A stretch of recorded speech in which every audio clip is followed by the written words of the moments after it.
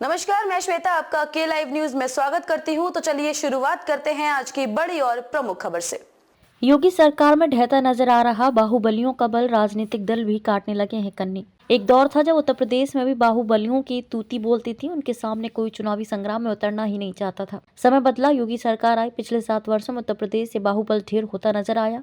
अब या तो बाहुबली इस दुनिया में नहीं है और जो हैं भी वे भी सलाखों के पीछे हैं। राजनीतिक दलों ने भी बाहुबलियों से कन्नी काटनी शुरू कर दी है। यही वजह है कि इस चुनाव में बाहुबलियों की दखलंदाजी संभवतः न देखने को मिले। यूपी के बदलते हालात पर लखनऊ से नीरज सिंह की रिपोर्ट।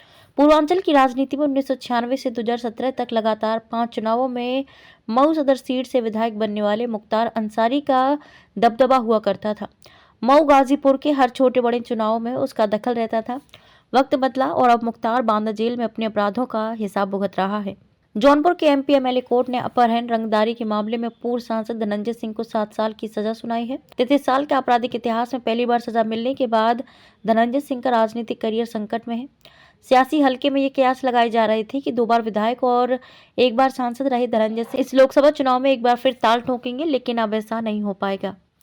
जौनपुर जिले के शाहगंज रेलवे स्टेशन स्थित जीआरपी थाने के 1985 के सिपाही हत्याकांड मामले में आजीवन कारावास की सजा पा चुके बसपा के पूर्व सांसद उमाकांत यादव भी चुनाव नहीं लड़ पाएंगे। 3 बार विधायक और 1 बार सांसद रहे उमाकांत यादव को 8 अगस्त 2022 को आजीवन कारावास की सजा सुनाई थी। इस बार लोकसभा चुनाव में आजमगढ़ में किसी बाहुबली का दखल नहीं होगा। यादव वोटों पर मजबूत पकड़ रखने वाले 4 बार के सांसद और 5 बार के विधायक बाहुबली नेता रमाकांत यादव फतेहगढ़ जेल में बंद हैं। इस बार चुनाव में उनका कोई प्रभाव नहीं रहेगा। आगरा जेल में बंद ज्ञानपुर के पूर्व विधायक विजय मिश्र का हत्या, लूट, अपहरण, दुष्कर्म, AK-47 की बरामदगी जैसे अपराधों से नाता रहा है। 4 बार विधायक रहे विजय मिश्र को वाराणसी की एक गायिका के साथ दुष्कर्म के मामले में 15 साल की सजा हो गई। गोरखपुर बस्ती मंडल के ये बाहुबली हाशिए पर। पूर्वांचल की बाहुबली नेता हरिशंकर तिवारी और वीरेंद्र प्रताप शाही महाराजगंज सीट पर वर्ष 1984 में आमने सामने हुए, लेकिन जनता ने दोनों को नकार दिया।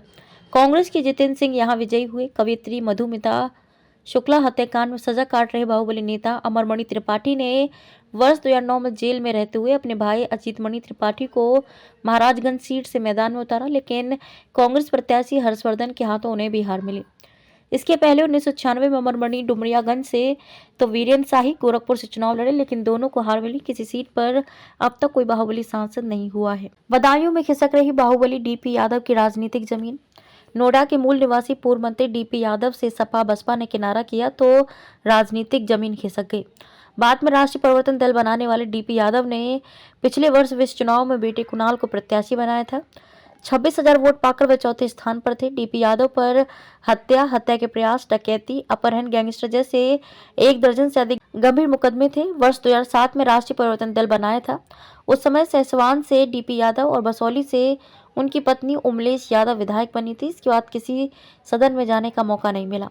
कानून के प्रहार से टूटने लगा राजनीतिक और अपराध का गठजोड़। कानपुर बुंदेलखंड में भी ऐसे कई बाहुबली रहे जो प्रत्यक्ष और अप्रत्यक्ष रूप से चुनाव में सक्रिय रहे।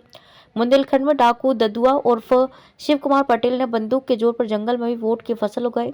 चित्रकूट के देवकली गांव के रहने वाले ददुआ का कई लोकसभा और विधानसभा सीटों पर सिक्का चलता था। एनकाउंटर में ददुआ के साथ ही उसका साम्राज्य भी ढेर हो गया। हमीरपुर के कुरारा गांव के रहने वाले अशोक चंदेल बाहुबल के दम पर 4 बार विधायक और 1 बार सांसद रहे। अशोक चंदेल इस समय एक ही परिवार के 5 लोगों की हत्या के मामले में आगरा जेल में उम्र कैद की सजा काट रहे हैं। खबरों में अब तक के लिए बस इतना ही। फिर होगी आपसे मुलाकात ऐसी किसी बड़ी और खास खबर के साथ। तब तक के लिए नमस्कार और देखते रहिए के लाइव न्यूज।